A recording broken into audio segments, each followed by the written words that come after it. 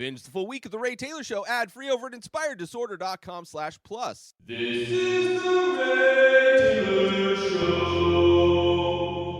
This is my top 5 Tobe Hooper movies. Tobe Hooper, an amazing, well-known horror director who, is he still alive? No, he is not. He passed away in 2017. A man who's spent, I believe, his entire film career directing horror films. He did start off as a documentary cameraman. His parents owned a theater so he grew up, I'm sure, with a love of film and studied film, and clearly had a love for horror. Considered one of the masters of the genre. And I finally dug into his filmography in order to rank my top 5 favorite films from this director. Started off, I was initially going to do a top 5 of the Texas Chain Saw Massacre franchise of movies, the many sequels and remakes and reboots of that franchise. But after watching the first 2 Texas Chain Saw Massacre movies directed by Tobe Hooper, especially how different the second one was to the first one, I decided instead to shift my focus and to just dive into all of Tobe Hooper's films. Obviously, I couldn't watch all of his movies. Not all of his movies are readily available, but I did my best to watch all of the movies that most people highly rank of his, and a lot more. So, with all of that said, let's get into it, starting off with my number 5, my 5th favorite Tobe Hooper movie. This one for a while was my number 4, and had some thoughts, I think maybe recency bias, because it was one of the last ones I had watched, and definitely had seen it more recently than my initial number 5. But after thinking about it, I decided, especially after watching so many Tobe Hooper movies, kind of having an understanding of his filmmaking, not only as far as the ways he likes to tell stories, the types of characters, but also knowing the types of set designs and practical effects and all the things that go into a Tobe Hooper movie, and putting that all together, I decided to reorder this list a bit, which brought this movie down to number 5. Still a great movie that I had a lot of fun watching. Coming in at number 5 is The Funhouse. A pretty simple horror movie. Starts off with a very kind of a cross between Psycho and Halloween, where you have this kind of first-person view of this person going through somebody's house.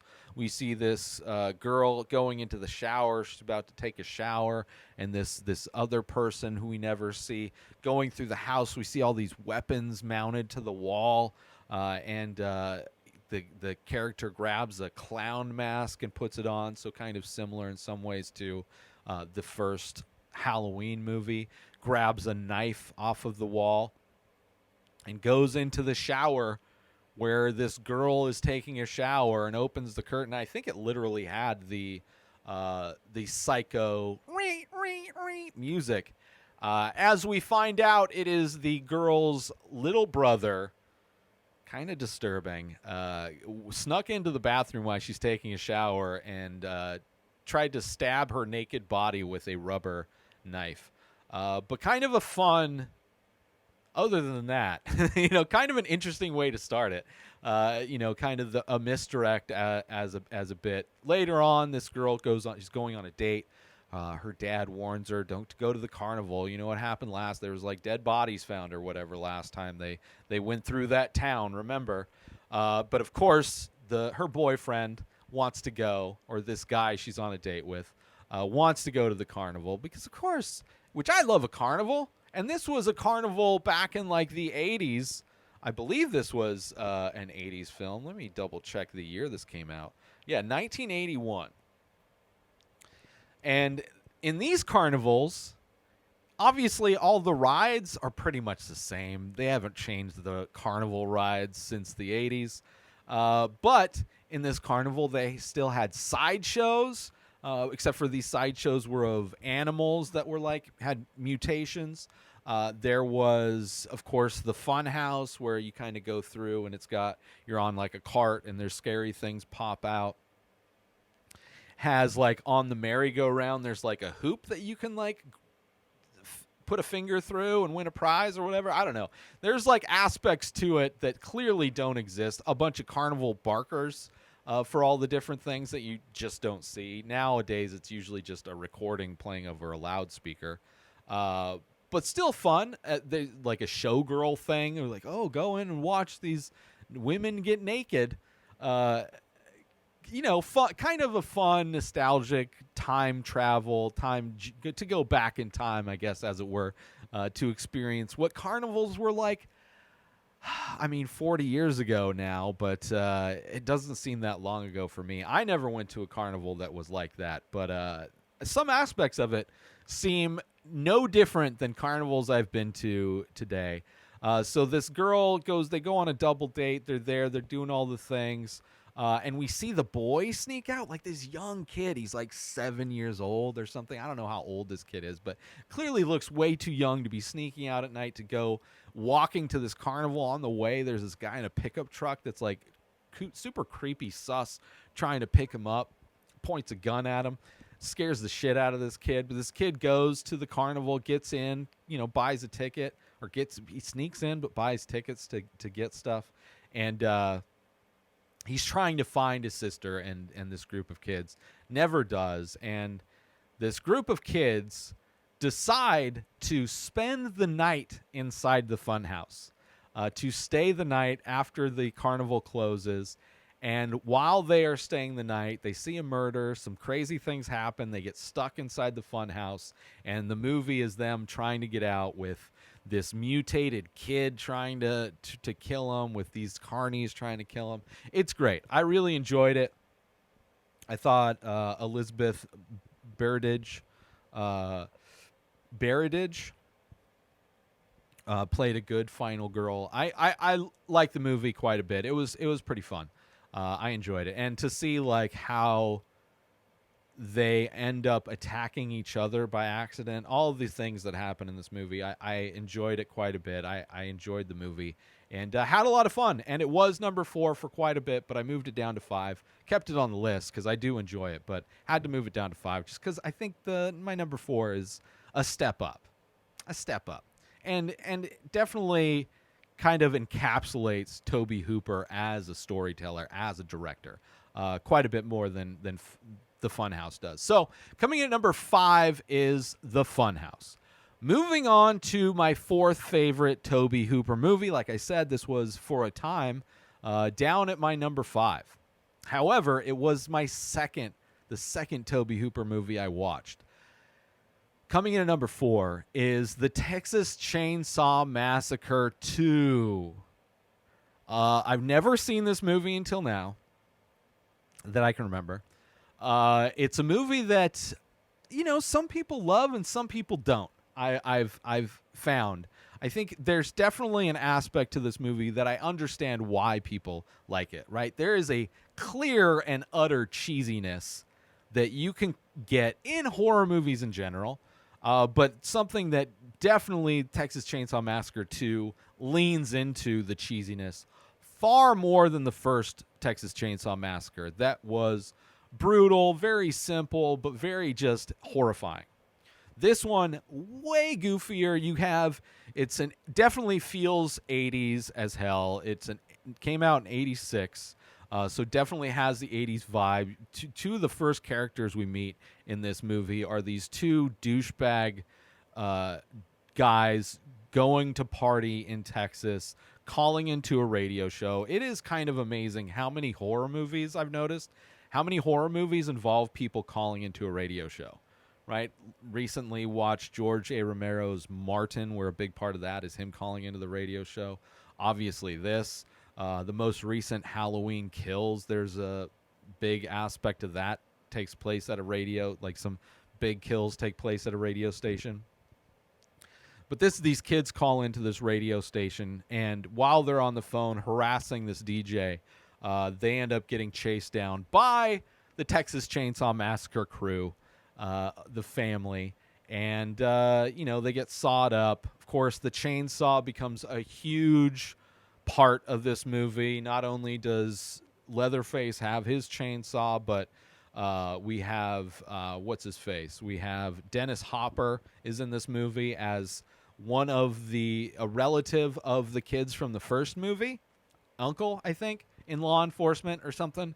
And he goes to get revenge. He picks up like 5 different chainsaws, or no, like 3 chainsaws. So there's a lot of chainsaw fighting and a lot of use of chainsaws as if they're axes, like a lot of slamming down and chopping of a chainsaw, which just I've never owned or used a chainsaw, but every time I saw people chopping, like Dennis Hopper gets these chainsaws and he goes out to the front of the chainsaw store and there's a giant log and he's just like slamming this chainsaw. Like, you gotta be breaking a chainsaw doing that. Like, that is not how a chainsaw works. And that is coming from somebody who has 0 experience using a chainsaw. But anyway, definitely cheesy. You get to see the family that cannibalizes people and makes barbecue out of them, winning awards. Like, it definitely turns the cheesiness of everything up a bit in this. Instead of the house, they've moved to like this underground fortress of terrifying carnivalness, which helps them avoid people from finding them because they're clearly out to find these people that are massacring people all over Texas. So a lot of it takes place with underground in this like Texas Chainsaw Massacre carnival of carnage, but ends with some chainsaw fights. It's a fun movie. It's got, again, some practical effects that are great. The end of this movie is wild. Like, it ends up, this woman, the final girl, ends up at the top of this like mountain that's like an artificial mountain, and in the top of this mountain is like this throne where this rotting body that potentially is still alive, the grandma of the family, is like sitting on a throne and ends up getting killed. And then the girl does the chainsaw dance that's at the end of the first one. It's just like a movie that goes bonkers, right? It feels like a movie that's like they took all of the craziness of the first movie, pumped in a ton of cocaine, like inside that clear 80s vibe of like bonkers, like wacky, what the fuck, and just had a lot of fun with it. I at first did not like this movie. The shifts that it took after the first movie, the first Texas Chainsaw Massacre that Tobe Hooper made, I was like, man, I do not understand why people like this. It is just, and the screaming, that's constant screaming, which is also an aspect, especially the end of the first one. But like, I don't know, I just didn't get it. But after watching so many Tobe Hooper movies, I definitely gained more an appreciation for it. There was a chance this movie wasn't even going to make the list, but for a long time it was at number 5. And then at second glance of my list, comparing this to the Funhouse, I was like, well, this has got a lot more character to it than the Funhouse. The Funhouse is just a fun horror movie, interesting, trapped in a funhouse at a carnival. All that stuff is cool. Where this one, I think, definitely was taking massive swings, and just because it didn't necessarily connect with me all the times, I think it was doing enough to at least come in at number 4. So that, coming in at number 4, is the Texas Chainsaw Massacre 2 from 1986, directed by Tobe Hooper. Let's take a little break from the show to promote. I figured out a way on my website to offer prints for every single painting. So if you go to a painting, you can buy the original painting or you can buy a print for everything. Artwork that you don't want to spend $100 plus on, 9 by 12 inch ink painting on paper, $100 for the original one-of-a-kind piece of artwork. Paintings range in price depending on their size. The 8 by 10 10, print $20. Available in the store at inspireddisorder.com. And now let's get back to the show. Moving on to my third favorite Tobe Hooper film. This is a movie that when I heard it described blew my mind and was so excited to watch it. And while I watched it, like every aspect of this ride that I was on was like, what? Like the scale, the kind of how big this movie, the budget must have been huge. The practical effects, the special effects, every aspect of this movie I loved. This was like a hidden gem that despite knowing that it was a well-regarded Tobe Hooper film, it's a movie I had never heard of. I've never heard anybody talking about it, at least that I could recall. So I was so excited to watch it and will forever be one of my favorite horror movies. So coming in at number 3, which I would say these top 3 are stone cold classic films. Like I love these top 3. I mean, the bottom 2, they're okay, they're fun. Right. These are classic. These are home runs. Coming in at number 3 is Life Force. Man. So this movie starts off in space. It's a sci-fi movie in one aspect. It's also a kind of like, it's like a space vampire zombie apocalypse movie. Right? Just the idea of combining all of those genres together, sci-fi kind of has aspects of Species, which is a movie horror movie that came out in like the 90s, about an alien, naked, hot alien that's going around killing people.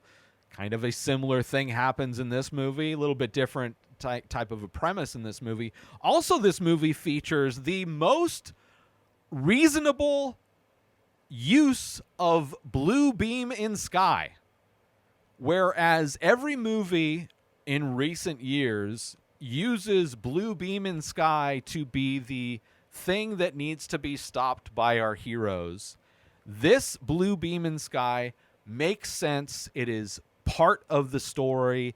It is the way this naked hot alien woman is transferring the souls that are being sucked out of all the humans during this alien vampire zombie outbreak. Those souls are getting sucked out and transferred through her up to the mothership via blue beam in sky. I believe it's blue. I am colorblind. Maybe it's purple. I don't know. But by far the best use, makes the most sense out of every single movie that uses blue beam in sky. This is the only one that is worth it. Amazing.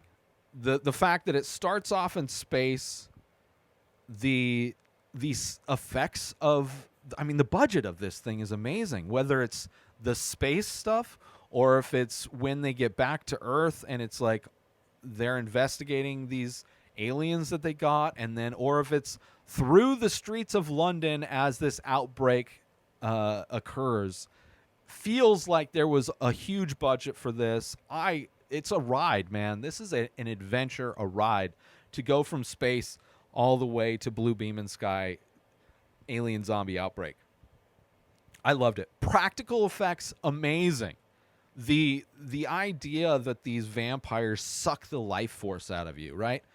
These aliens suck the life force out of you, and you literally see the bodies of these people shrivel up into like just emaciated zombie people.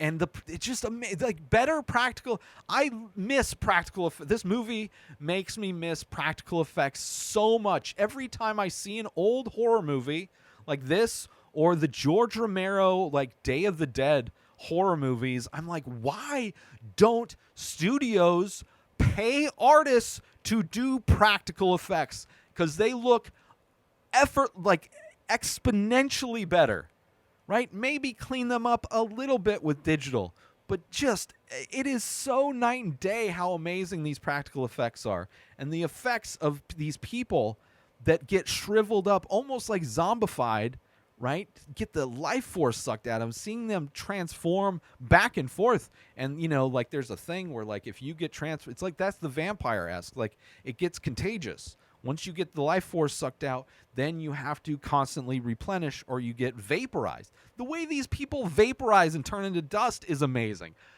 I love this movie. It's a great story, right? A great ride of like following along as they're trying to figure this thing out. And then like just every step of the way I was entertained. The practical effects are amazing. It's just amazing. This movie, amazing, amazing, amazing, right? And it's only a number 3. That's how good Tobe Hooper's like top-notch films are, right? He's got some bangers of classic films, and this one should be talked about so much more. I loved it so much. Coming in at number 3, Life Force. Check it out. I don't remember streaming service I found it on, but buy it, rent it, stream it, do whatever you got to do, and watch Life Force. It came out in 1985. Dude, so good. Life Force. Huge fan right here. Tobe Hooper, what's up? Rest in peace, the Hoop. Let's move on to my second favorite Tobe Hooper film. Now, there's a couple classics that people probably can expect, and maybe they don't know the order, but these are movies that I hadn't watched in a long time. And in revisiting them, I was just blown away again at just how amazing Tobe Hooper is. Especially like it's kind of sad. I guess like maybe like drug problems. Life is tough. I get it. Ups and downs. But when he made a movie at his peak, he made some beautiful films, right? Great horror films. So much fun. So much like non-stop like energy going into it.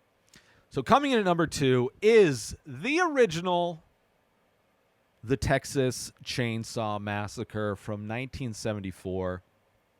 I mean, from the initial premise, somebody's digging people up out of the graves and posing the remains of these bodies in like weird formations. I was like, ooh, that's artistic. That's interesting. To see the different like skeletal furniture and decorations that kind of decorated this insane massacre house was like, loved it. Loved like aesthetically, like so great. You can definitely see that Rob Zombie drew a lot of inspiration from Tobe Hooper. I mean, and just being in Texas, I mean, it's got that dirty, weathered vibe that all of Rob Zombie's stuff does, that this movie amazingly captures. So you have these kids initially going to check on, they're on a road trip to go spend time at their family home. That's like abandoned house that their family owns.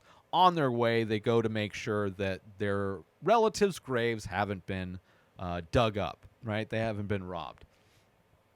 On their way, they pick up a hitchhiker, crazy guy, ends up going crazy inside their van, cutting himself, cutting one of the kids in the wheelchair, and then they got rid of him. He marks the van. They end up going to a gas station where they're out of gas, but you know, it's like this small little podunk town where nothing is around. It's like a gas station / barbecue. The guy who like washes the window, like everybody's kind of like mentally a few steps behind. And then it's like a situation where you kind of don't feel bad, right? These kids come across somebody else's house and they just go inside this house, and this house is the house of these insane cannibal people. So, of course, they get caught, slaughtered, you know, hit in the head like they described happened to cows, right? The first kill, this guy goes in, gets hit in the head with a sledgehammer, and then perfectly has these seizures, like he looks like he's dying. Got hit in the head, he's having these seizures, right? You got the big metal kind of door, slaughterhouse door in the house. It's like, you guys should not be going in there, right? Similarly, in some ways to like Psycho, right? Where Psycho, that motel, Bates Motel, is this vortex where like people getting sucked into this vortex that's just churning them out and killing them. This is like a thing where they're not getting sucked in. They're like actively going into this house they don't have any business going into. So I don't feel bad for them up until kind of the last one where the girl and her brother in the wheelchair, they're kind of stranded and they're like, where are these people? And she goes looking for them, and as she's walking around outside, she gets got, right? So I kind of feel bad for her because she wasn't trespassing into this crazy family's house. The amount of screaming that happens in the end of this film is maddening. The dinner scene, or it's after the dinner scene, wherever the scene is, and it's in the second one as well, where they put the girl sit her next to the bucket, and they're trying to give the grandpa a hammer for him to knock her out, right? Get him participating in the fun, and his inability to do so kind of plays out in the same way in the second one, but this one is like crazy. She finally gets out, right? Runs out. This trucker stops to save her. Leatherface is after both of them. This trucker is like, what did I do today? Did I make the worst decision possible? And then this pickup truck finally gets her, and she just can't stop screaming. From start to finish, I mean, she gets away. She goes to that gas station where the barbecue is, right? And you think it's like, oh, okay, friendly old gas station owner. And, of course, he is the relative. That's his family. That's the only family in this area, right? Everybody else that used to live there is sold as barbecue. A crazy story. Eventually, I will get to watching all of the Chainsaw Massacre movies. Maybe not until next Halloween season, next October. We'll see. But intense, exhausting, scary, great. I enjoyed it. It's amazing. It's like definitely has that simplicity as a lot of like the great horror films like Halloween, but like the terrifying nature of it and this family, and just kind of like not necessarily feeling that bad for the kids because it's like they shouldn't have been in there to begin with. You know, it's like you got to have some personal responsibility. Just go into somebody's house unannounced. I don't know if they deserve to get cooked up, but it is what it is. So coming to number 2, my second favorite Tobe Hooper film is The Texas Chainsaw Massacre from 1974. For a long time, this was my number 1 film until I rewatched the next film.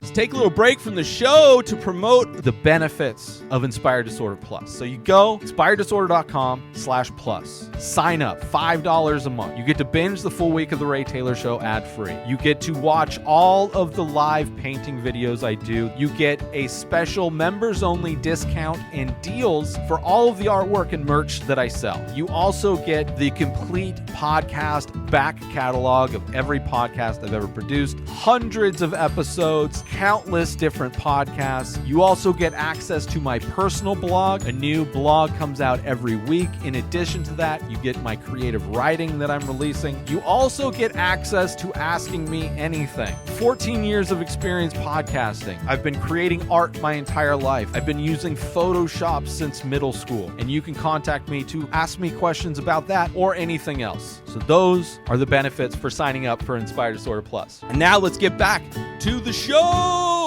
So let's move on to my final film, my favorite Tobe Hooper film. Another movie that I hadn't seen since I was a child. Since I, watched it's a child. And it's a PG movie, right? He's got a few PG movies in his arsenal. This one came out in 1982. That movie coming in at number 1 is Poltergeist. Obviously. I mean, come on. What do you think? I'm going to say Invaders from Mars, which is the other PG one, which is a movie that was on the list for a long time. I did enjoy Invaders from Mars, but fun horror kids movie, great. But this is, as far as the horror kids movies go, this one, man, there's so much of it I forgot. The flashing lights are a bit much, but still that use of lighting, whether it's this movie, Eaten Alive, there's a lot of it. I think aspects of the Funhouse. Definitely there's some interesting lighting in Texas Chainsaw Massacre 2. Life Force, there's a lot of fun, great use of lighting. But Poltergeist, man, this family, right? This guy sells homes, these track homes in a new development, right? The American dream, buy a house that looks like everybody else's house, and living there with his family. He's got his beautiful wife and 3 kids. Sorry, I think one of them's a step kid. The age range on that kid, the kid's 16 and his wife is like 31 or something like that. So she had him young, unless it's from a previous marriage of his. But I love this movie, man. The performances are great. That girl, Carol Ann, is amazing. It's my mom's name, which is kind of weird. The boy's crazy. At one point, the boy and his dog just get in a cab and say peace. Kind of a crazy thing. I think the older sister may have been with him, but I didn't see her get in the taxi. Just kind of looked like the kid went into the taxi and the dog followed him, and the taxi just took off. It's like, whoa, okay. I guess in the 80s, kids could just take taxis without adults around. The mom smoking weed at the end of the night as they're, about to go to bed, goofing off with the husband, which is, what's his name? Craig T. Nelson. Young Craig T. Nelson, which is crazy. Obviously, this came out in 81. So great. From the moment she sees, it's got a great scene, which clearly inspired the scene in The Sixth Sense, the kitchen scene in The Sixth Sense, where in this movie, she turns around for a second, and all of a sudden the dining room, the little dining room chair, I don't know if the dining room, the kitchenette, all the chairs are stacked on top of, well, first they're all spread out, and then she turns around again and they're all stacked up on top of the tables. Clearly something the small child doesn't do, which is another thing you don't see much in horror movies or movies in general. Young kids. Like the girl that plays Carol Ann in this movie, not only horror movie, but just in general, you just don't see young kids like that in movies. Right? Most kids are like preteen, maybe. It's weird. I don't know why, but who knows? So all the kitchen stuff, when she finds out, like Craig T. Nelson comes home and his wife's it's like, you got to check this out. And her excitement when the baby gets scooted across the thing, or when she gets scooted, it's great. Like her performance is amazing. I mean, they're all great. All of these performances are great. The kids, the parents, even when they bring in the researchers, great. I love the researchers when they bring in the little person to clean the house. Loved that.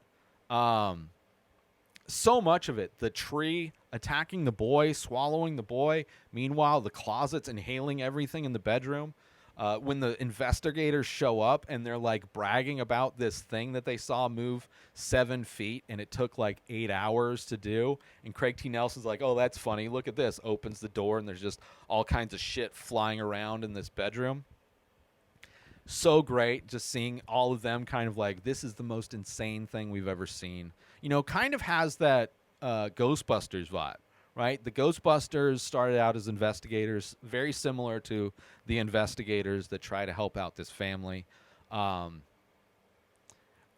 you find out why all of this stuff is happening, when you think like this, the little person's like, this house is clean. This house is clean, right? She's super stoked about it. She did her job, pat herself on the back. Liar, liar, pants on fire. And the fact that this family didn't immediately move, as soon as that little person said, this house is clean, you have both of your kids, and you get the fuck out of there. Just leave all of your things. Pay movers, go in there while you're not there. The fact that they stayed another night makes no sense. Like, you see her dyeing her hair, taking a bath. I'm like, what are they doing? These kids are going back to sleep in that same room. What are you doing? Why would you be in that house, let alone in that room? Oh, my God. It's just like, I was yelling at the TV. What are you doing? Why are you there? Something bad's going to happen. Of course. I mean, it's great. And how everything starts. It's like just everything goes insane at that end part. Caskets start flying up because, of course, capitalism, profit, building houses, track homes on top of a graveyard, a normal graveyard, not a Native American graveyard, but still, it's like, what are you doing? And of course, that's where all the spirits came from, all like the massive amounts of spirits. So great. Loved it. It was so much fun. And even when they finally get out and they go to the Holiday Inn, finally, and the last shot is Craig T. Nelson throwing the TV out the door, putting it out on the balcony while they all kind of go pass out after having to survive this house for a second time. And, of course, the house getting sucked up into itself is great, too. I absolutely love this movie from top to bottom. So much fun, so scary, great practical effects. Just another nonstop kind of a ride. Really. I mean, a lot of... And for being a PG movie, right? No gore, but still, like, terrifying. And it's, you know, the kids. I think having those kids, those young kids, really amps up the kind of the stress level you have for what's going on. But also the performances, man. That the mom, her excitement when she's like, look at this, she slid across the ground. This is great. She's like super stoked. I don't know, really fun performances. And I loved it. So much fun. Obviously, it's at my number one spot. My favorite Tobe Hooper movie is Poltergeist. So, yeah, there's a bunch of them that didn't make it. The Invaders from Mars, The Mangler, Toolbox Murders is another one I watched. What are some other ones? I'm blanking on some of the honorable mentions. But he's got a bunch of great movies out there, and I watched as many as I could. But this was my stone cold top 5 out of the ones I did watch. Oh, Eaten Alive. It's kind of like a Bates Motel scenario, but... very annoying. I don't know. I had a lot of problems with that movie. But anyway, let's go over my list one more time. This is my top 5 Tobe Hooper movies. Starting off with number 5 is The Funhouse. Number 4 is the Texas Chainsaw Massacre 2 from 1986. Number 3 is Life Force. Number 2 is the Texas Chainsaw Massacre from 1974. And my number 1 favorite Tobe Hooper movie of all time is Poltergeist. Let me know how you would rank your favorite Tobe Hooper films online. Hit me up in the comments. Hit me up on social media. I want to hear it. Maybe there's a movie that I need to reconsider, a hidden gem that maybe I didn't get to. There's like one, like a... Spontaneous Combustion was one. Shells. And he's did some like newer movies like Digin, and like I don't know if there's other Tobe Hooper movies that you think I should check out. Let me know as well, because I will. I enjoyed his films and really had. I mean, some of them weren't great, but some of them were amazing. Life Force. Everybody needs. That's what more people need to talk about. Life Force. It is amazing, that movie. Loved it. New episodes of The Ray Taylor Show come out every single day. Subscribe on YouTube and everywhere our podcasts are found. Binge the full week over at inspireddisorder.com/plus. Buy Ray Taylor Show merch over at inspireddisorder.com. Have a wonderful day, everybody. Peace out! Today is the day where you wake up and you realize that everything that you've been dreaming about, everything that you've been wanting, every goal and wish and hope that you've ever had can become real. Dreams can come true. What you manifest in your mind, you can bring to reality.